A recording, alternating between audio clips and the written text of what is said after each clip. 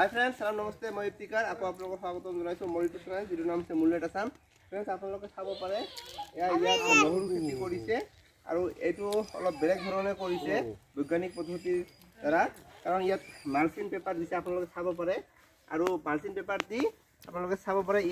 এটা এটা ইয়াত সৰু সৰু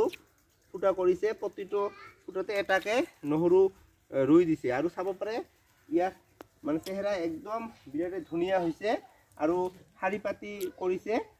আৰু এই ক্ষেত্ৰত কি হয় এই মালচিং পেপাৰটো দিলে মানে ইয়াত ঘাঁহ বন বেছি নগজে আৰু যিমানখিনি সাৰ ইয়াত প্ৰয়োগ কৰিছে এই গোটেইখিনি সাৰে এই নহৰু গছজোপাই পাব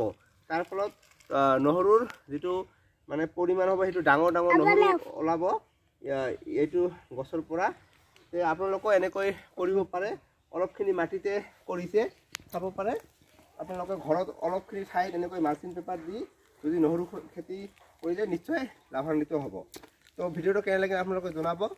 প্লিজ মোৰ চেনেলটো লাইক কৰিব কমেন্ট কৰিব আৰু সাবস্ক্ৰাইব কৰিব নাপাহৰিব বাই বাই ফ্ৰেন্ডস।